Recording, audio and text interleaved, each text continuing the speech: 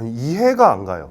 정말로 진짜로 이해가 안 갑니다. 일반적으로 플랫폼 기업이 수수료를 올린다고 하면 업계를 완전히 장악해서 수수료를 올려도 경쟁업체에게 파이를 빼앗길 가능성이 낮거나 아니면 적자가 감당이 안 돼서 와 이거 출혈 경쟁으로는 답이 안 나온다 싶을 때, 그런데 배민은 지금 둘 다 아니란 말이죠. 솔직히 지금 정말 쿠팡이츠 무섭게 치고 올라오고 있잖아요. 근데 지금 상황에서 수수료를 올려버리면 배달업을 중개를 해주는 업이니까 중개 수수료가 있다는 거는 맞다고 생각을 하는데, 이게 중개 수수료를 높게 받는 것만큼 더 많이 관리를 하고 뭔가 보상이 제대로 이루어져야 된다고 생각을 하는데, 이거는 계속 수수료만 올리고 부담은 배달원과 점주들만 가져가는 이 상황이 너무 말이 안 된다고 생각을 해요. 저도 예전처럼 저희 어렸을 때처럼 상가 책자 같은 거에서 직배송을 하는 것도 정말 좋다고 생각을 하는데, 이게 사실 당장에 이제 배달원도 인건을 뽑아야 되는 문제도 있고, 그렇게 실행이 되지 않을 거라면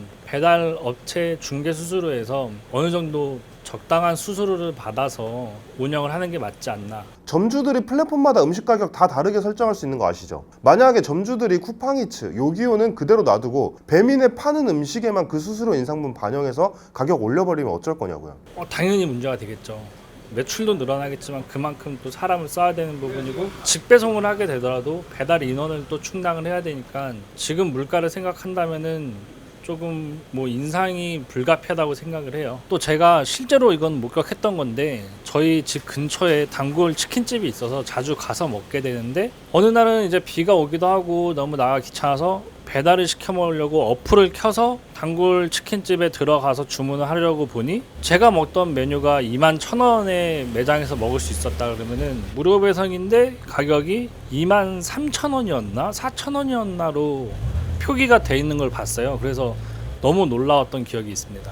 배달비 무료 정책도 끝나고 유료로 전환되는 와중에 그럼 소비자들은 당연히 화를 내면서 다른 플랫폼을 사용할 거고, 그럼 배민 점유율이 떨어질 거고, 배민에 입점하지 않는 점주들도 늘어날 거고. 그렇다고 지금 배민이 적자도 아니거든요. 2023년 영업이익이 7천억 원이에요. 도대체 배민은 왜 이런 일을 하는 걸까요? 제가 배민 경영진은 아니니까 확실하게 말할 수는 없지만 사실 이유로 볼 수 있는 일이 있습니다. 그 이유라는 게 우리나라 소비자 입장에서는 조금 불쾌할지도 모른다는 게 문제죠. 배민의 모 회사는 독일의 딜리버리 히어로입니다. 그리고 배민은 지난해 이 회사의 배당금으로 4천억 원을 갖다 줬어요. 그리고 놀라지 마세요. 배당 성향은 무려 81.5%입니다. 1년 동안 번 돈의 80%를 독일 모 회사한테 갖다 줬다는 얘기예요. 딜리버리 히어로는 사실 지금 몇 년 동안 계속해서 엄청난 규모의 적자를 내고 있어요. 그런데 그 와중에 그나마 잘 벌고 있는 게 한국의 배민인 거죠. 그러니까 조금 무리해서라도 배민이 한국에서 열심히 벌어서 힘든 상황에 모 회사를 먹여 살리고 있는 거예요. 물론 회사의 지분관계라는 게 국가 간의 일로 간단하게 볼 수는 없지만 사실 한국 소비자 입장에서는 기분 나쁠 수 있는 상황이죠. 거기다가 우리나라 중개업에 대한 인식이 좋지 않은 상황에서 배달비 무료를 유료 구독제로 전환하는 것부터 포장 수수료에 점주들 주문 수수료까지 올리는 건 한국에서 더 많이 벌어서 독일 모 회사에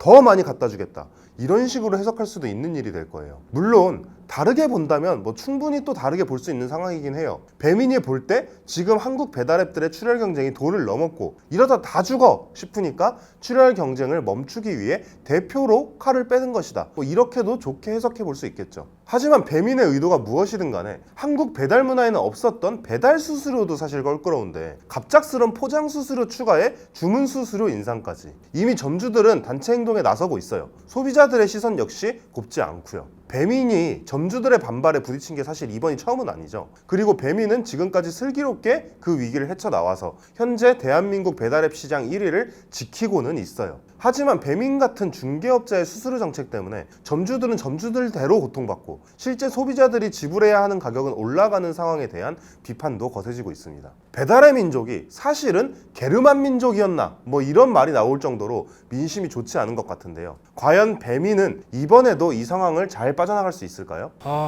서로 그냥 수수료 부분에서 서로 좀 잘 협의가 되는 쓰면 하는 바람입니다. 지금까지 채널의 윤희종 기자였습니다.